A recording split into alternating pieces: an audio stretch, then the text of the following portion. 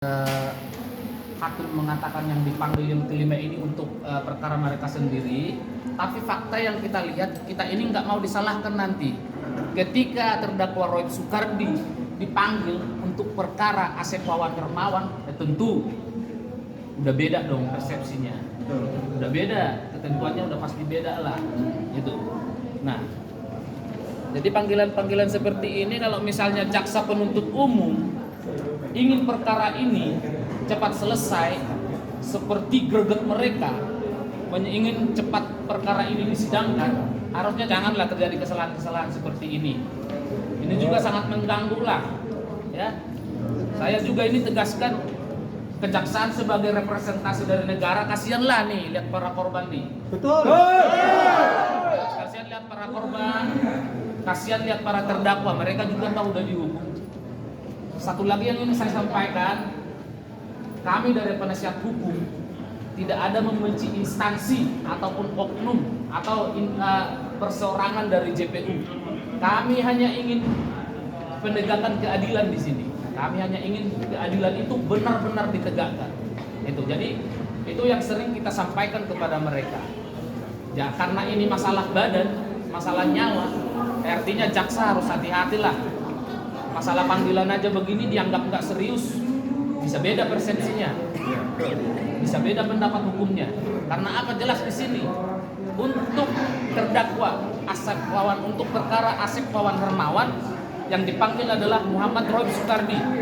Ya, di sini ya itulah ketelitian kita. Artinya kita aja teliti, apalagi negara harusnya kan lebih teliti dalam masalah panggilan ini. Jadi harusnya ini jadi perhatian lah. Kalau misalnya Bapak Kejaksaan Agung menyaksikan ini, tolonglah diingatkan bawahan-bawahannya.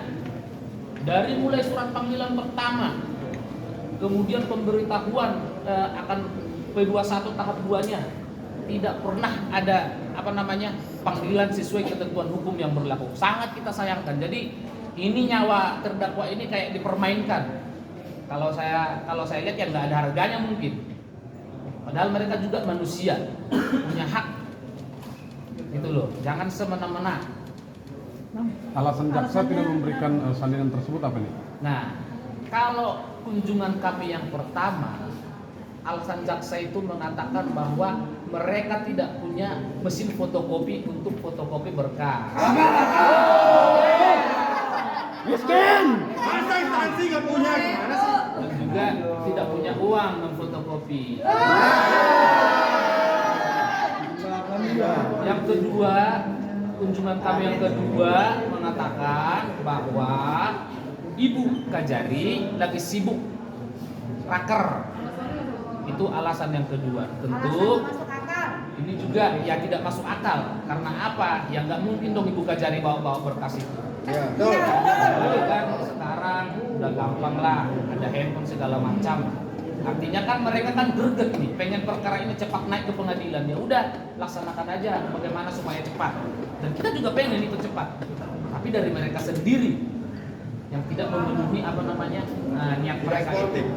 Gitu. Obstruction justice gimana? Kalau soal obstruction justice ya, apakah ini obstruction justice ya mungkin nanti akan kita pikirkan Bu. Kalau memang ini obstruction justice, nanti akan kita kaji. Kalau ini menghalang-halangi akan kita kaji Bu. Kita laporkan semua. Maju terus. Dilaporkannya ke mana nih Pak? Banyak kan ada komisi pengawasan jaksa kan, ada Pokja, ada Kejagungnya. Kita inilah nanti pasti kita tindakan hukum. Itu loh. Karena apa? Kenapa sih harus dipersulit? Orang kalian juga sama para terdakwa ini udah damai kok. Apa mereka gara-gara mereka buka suara nih? Barang-barang aset dikemanai, makanya ini harus cepat dinaikkan. Kita nggak tahu. Jadi hari ini ditunda.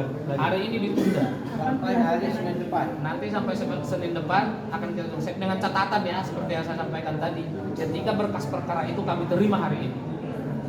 Gitu. Untuk terus. Hari ini berarti kekecewaan. Doa, kita sangat kecewa. Sangat kecewa.